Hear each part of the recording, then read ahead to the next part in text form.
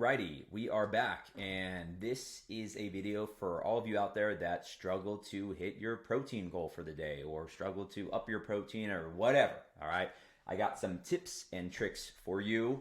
So I put on my Instagram that I would be filming this video. I was jotting down notes a little bit earlier today, and I did write that increasing your protein intake can have a pretty profound effect.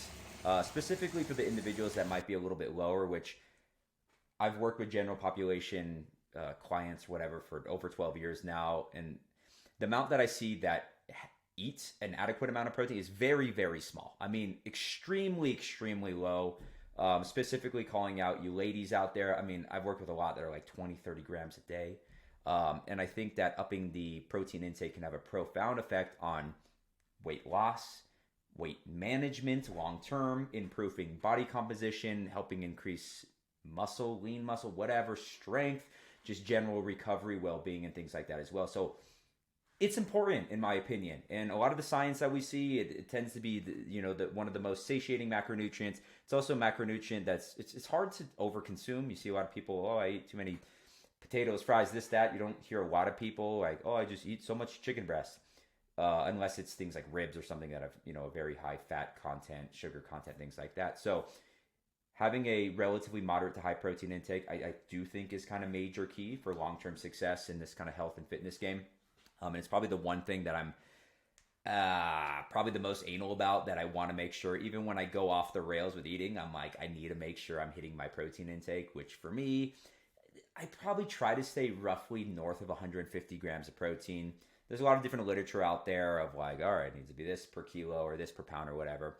I generally recommend, I think there's a kilo one that's been the latest literature, but here in the United States, we don't know what the fuck kilo is. So I'm just going to go off, 0.7 to 1 gram per pound of lean body mass or goal body mass. So if you're, 500 pounds, what's kind of your goal? You don't need to be extremely accurate and do a DEXA scan to figure out how much protein you need. It's going to be somewhere in that vicinity or so. So let's kind of dive into it. All right, so first tip of the day, and this one is going to be just making sure that all your, I'm going to call them main meals, is going to be north of 25 to 30 grams of protein.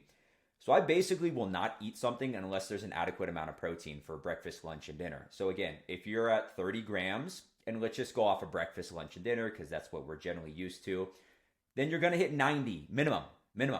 And for a lot of individuals, that might be okay with them, especially if you're, lighter, if you're female, whatever. That might be your goal for the day, is trying to stay above 80, 85, 90 or so.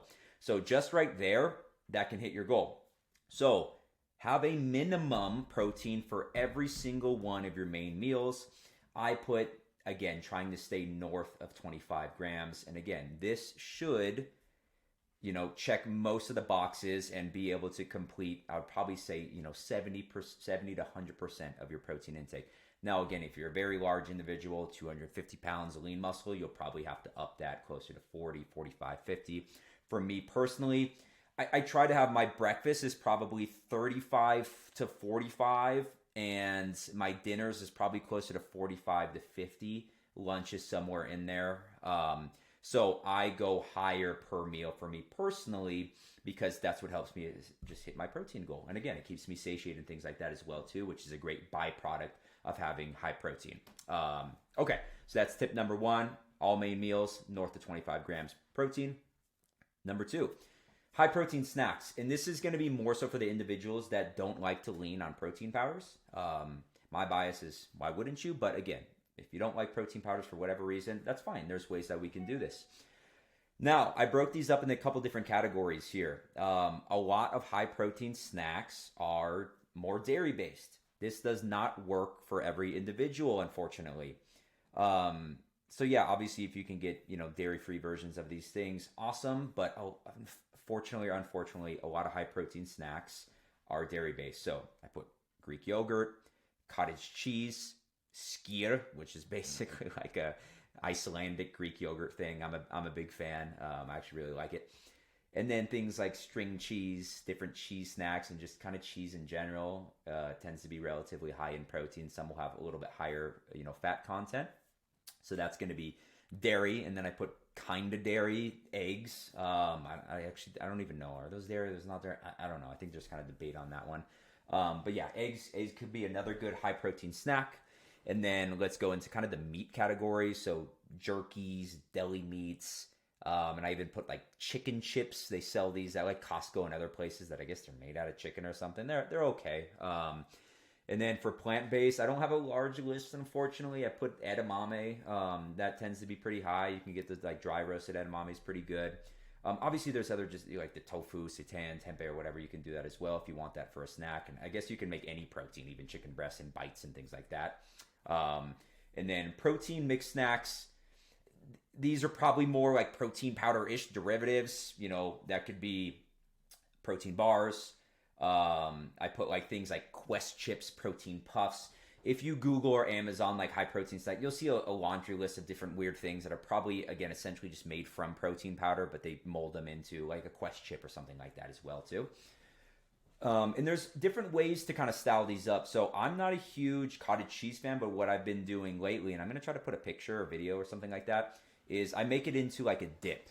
So cottage cheese, and you can literally just use like the calorie free or very low calorie like ranch or buffalo or French onion powder, and essentially just pour that shit in there, mix it up, and then I'll either use like a pretzel thin because there's just lower in fat content, or if you want to save a lot of calories, you can dip just straight veggies in there. Okay, so that's going to be number 2 is high protein snacks. I try to fit in usually about one of these a day or so. Lately, I've been doing the cottage cheese dip because I also do a protein shake, which is going to be number 3. But after my protein shake, I don't like anything sweet, so I need to find something saltier. So right now, I'm going cottage cheese dip, but I'll usually rotate between that, the chicken chips sometimes, and then I will also do, what is the other thing? Oh, and jerkies. I'm a big kind of jerky fan too, but they just get expensive, unfortunately.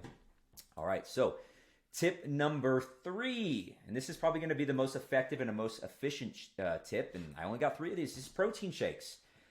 I don't, again, unless you just really can't stomach them or they don't agree with your, I guess your stomach or just preference. I don't know why you wouldn't do them. They actually tend to be very cost efficient, especially when you compare them to even bulk frozen chicken breasts. I think they actually are cheaper per gram. And there's different ways that you can make them taste better or worse, add things to them that won't make them insanely high in calories. But for me personally, I basically need to fit in a protein shake with around 1.5 to 2 scoops of protein. So generally between like 35 to 45 grams of protein to hit my protein goal for the day. So do it. I don't have that many reasons. I can't really argue why you wouldn't want to add in some protein shakes or whatever. I guess the only negative is they tend to not be as satiating as full meals. But if you're someone that just has a very, very hard time reaching your protein goal for the day, I think it's a great way, again, to supplement what you're not getting from your normal diet. And it's just super duper easy.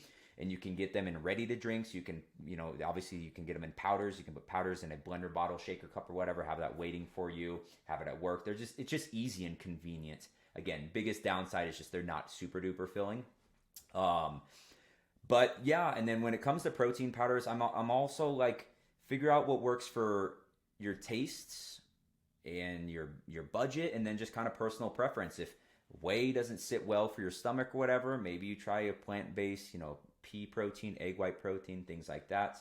My own personal bias from like a muscle building perspective, I don't love, and from what I've seen literature wise, like collagen proteins, probably not the best just because of the quantity and quality of amino acids. But for overwhelming majority of people, if you have, a scoop or 2, 30 grams of collagen protein to help hit your protein goals for the day, I don't think it's that big of a deal. But if you're a bodybuilder trying to eke out every last little bit of gains, then, maybe you stick with a whey-based or egg or plant or whatever. But that's it. So play around with that. So recap. Number 1, all of your main meals, 25 to 30 plus grams of protein. Number 2, high protein snacks, dairy, Greek yogurt, cottage cheese, skyr, string cheese, cheese snacks, kind of dairy, eggs, meat category, meat sticks, jerky, deli meat, chicken chips, plant-based, edamame, or different kind of tofu, tempeh, seitan things. protein mix things, protein puffs, Quest chips, protein bars, or just the tried and true, add in a protein shake to help.